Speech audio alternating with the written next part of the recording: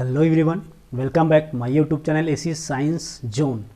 तो आज हम लोग डिस्कस करेंगे ग्रेविटेशनल एक्सीलरेशन के बारे में। तो ग्रेविटेशनल एक्सीलरेशन होता क्या है, इसके बारे में आज हम लोग डिस्कस करेंगे। तो इसको डिस्कस करने से पहले मैं आपको बता देना चाहता हूँ कि अगर आप हमारे चैनल पर नए हैं तो प्लीज़ हमारे चैनल को लाइक, शेयर और सब्सक्राइब जरूर करें और अंत में बेल आइकन जरूर दबाएं, ताकि जब भी हम न्यू वीडियो डालें तो आप तक से ये नोटिफिकेशन पहुँच जाए। तो स्टार्ट करते हैं। Gravitational acceleration. Gravitational acceleration. The acceleration produced in a body due to Earth gravitational force is called gravitational acceleration. तो बोला गया इसमें कि the acceleration produced in a body due to Earth gravitational force, है ना। तो जो अर्थ जो होता है उसके ग्रेविटेशनल फोर्स की वजह से, है ना, तो क्या करता है, प्रोड्यूस्ड इन अ बॉडी। तो बॉडी में क्या होता है, एक्सीलरेशन प्रोड्यूस्ड होता है, तो उसको बोला गया आपका ग्रेविटेशनल एक्सीलरेशन बोला गया। ठीक है, तो ग्रेविटेशनल एक्सीलरेशन के बारे में बता रहे थे हम लोग। तो देखते हैं सबसे पहले कि ये प्रोड्यूस्ड होता कैसे। सपोज हमारे पास क्या है, ये हमारा अर्थ है। ठीक है, ये क्या है, हमारा अर्थ है। तो अर्थ का मास क्या है हमारे पास, मान लो एम है। ठीक है, यहाँ पे दिया है एम, अर्थ का मास एम है। और सपोज यहाँ पे कोई भी ऑब्जेक्ट है, उसका मास क्या रहेगा आपका, एम है। ठीक है, तो इसीलिए एक फार्मूला यूज कर सकते हैं कि इसमें जो एक प्रकार का फोर्स अप्लाई हो रहा है, ठीक है, तो F is equal to ji M, जो कि किसका मास हो गया, अर्थ का मास हो गया एम, और जो स्मॉल एम है वो किसका मास हो गया आपका, कोई भी जो ऑब्जेक्ट है उसका मास हो गया।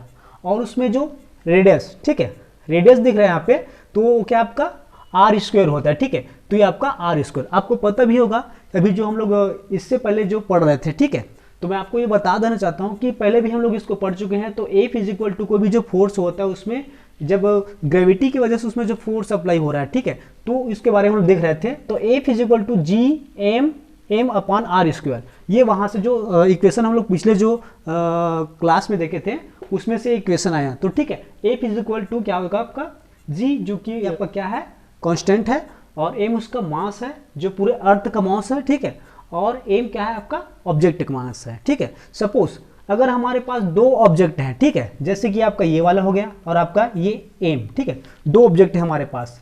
ठीक है, दो ऑब्जेक्ट है यहाँ पे, तो हम लोग देख सकते हैं कि हर जगह, ठीक है, अलग अलग जो ऑब्जेक्ट होता है उसका मास क्या होता है, अलग अलग। लेकिन जो बाकी जो ये सब चीज़ है, ठीक है, ये आपका G M but R square, ठीक है, ये सब क्या रहता है, सभी में कॉमन होता है। ठीक है, तो इसी में बोला गया है, जैसे कि यहाँ पे इसको सबको ए ले लेते हैं, इसको क्या ले लेते हैं, बी। तो अगर हम देख निकाले इसका, ठीक है, तो एफ इज इक्वल टू क्या होगा, m a, f is equal to, और a b is equal to निकाले तो क्या होगा, जी एम बी अपॉन क्या रहेगा, आर स्क्वायर। ठीक है, तो ये रहेगा इस तरीके से।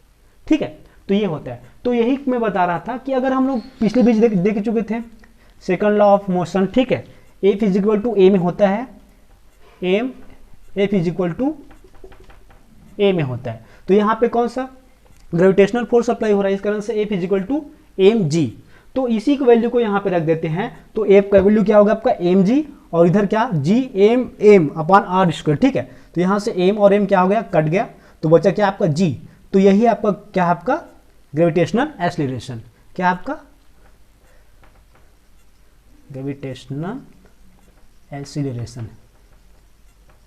ठीक है, इसी को बोला जाता है आपका ग्रेविटेशनल एक्सीलरेशन। तो अगर हम लोग बात करें किसका, अर्थ के मास के बारे में बात करें, ठीक है, तो अर्थ का मास क्या रहता है हमारा हमेशा 6 × 10⁻24 kg। ठीक है, मास।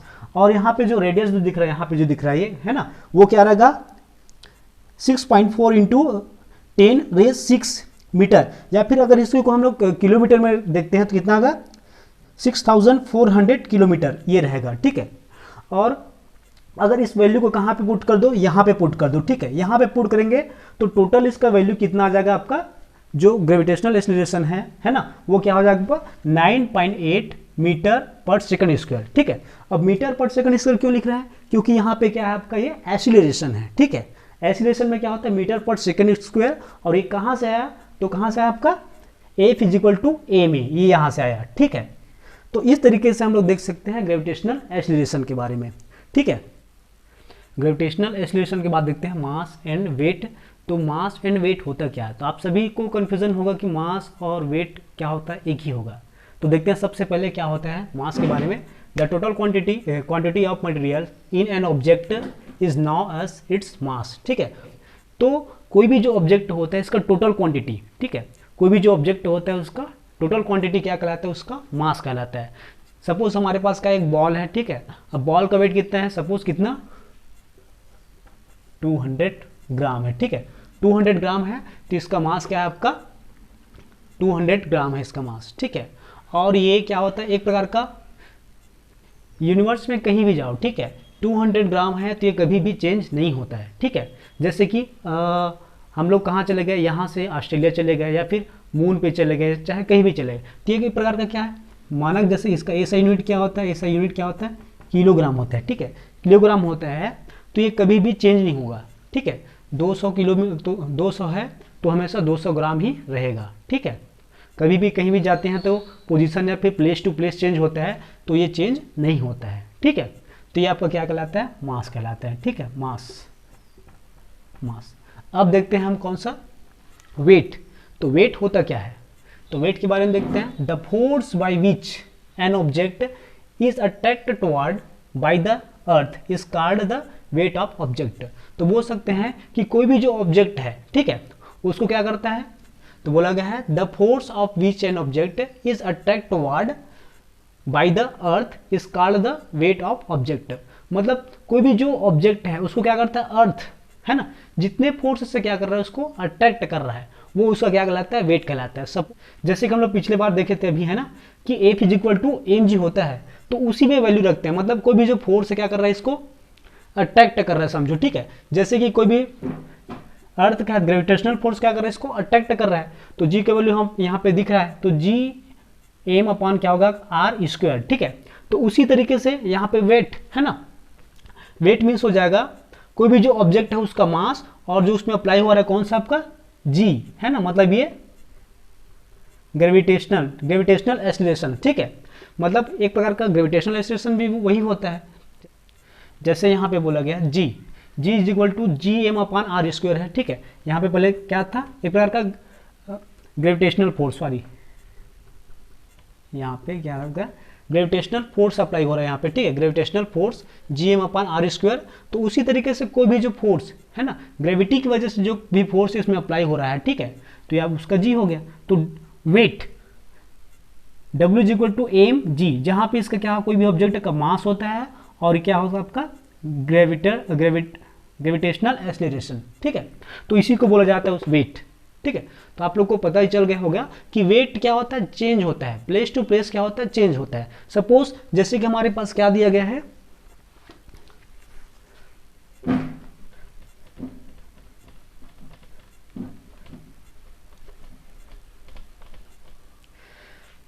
जो वेट जो होता है क्या होता है, प्लेस टू प्लेस चेंज होता है। जैसे कि हमारे पास क्या हो गया, आपका अर्थ है, ठीक है, अर्थ का जो सेंट्रल है ना, ये जो दिख रहा है ये आपका कौन सा इक्वेटर रीजन है, ठीक है, इक्वेटर्स हो गया आपका, ये आपका कौन सा होगा, पोल, ठीक है।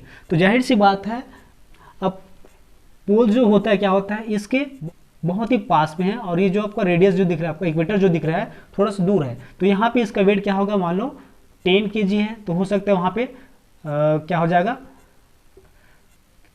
10 kg है, तो यहाँ पे उसका वेट कितना 10 kg है, तो वहाँ पे क्या हो सकता है 9 kg हो सकता है, क्योंकि जहाँ पे क्या ग्रेविटेशनल फोर्स ज़्यादा होता है, ठीक है, ग्रेविटेशनल फोर्स ज़्यादा होता है वहाँ पे वेट उतना ही ज़्यादा होगा इसका, ठीक है। और जहाँ पे ग्रेविटेशनल फोर्स कम होता है, ठीक है, वहाँ पे इसका वेट कम होगा, ठीक है। जैसे कि हम लोग अर्थ के बारे में देखें, ठीक है, अर्थ में क्या होता है, उसका ग्रेविटेशनल फोर्स क्या होता है, हाई होता है कंपेयर टू मून, ठीक है। मून में जो ग्रेविटेशनल फोर्स होता है वो बहुत ही कम होता है। इस कारण से जैसे यहाँ से हम लोग यहाँ पे जाएंगे, तो यहाँ पे जो ग्रेविटेशनल फोर्स कम होने की वजह से यहाँ पे वेट क्या हो जाएगा, आपका कम हो जाएगा, ठीक है, कंपेयर टू अर्थ, ठीक है। तो ये रहा आपका मास एंड वेट, ठीक है। तो आगे हम लोग देखेंगे फ्री फॉल्स है ना, सेंटर ऑफ ग्रेविटी, ये सब आगे हम लोग देखेंगे। Thank you.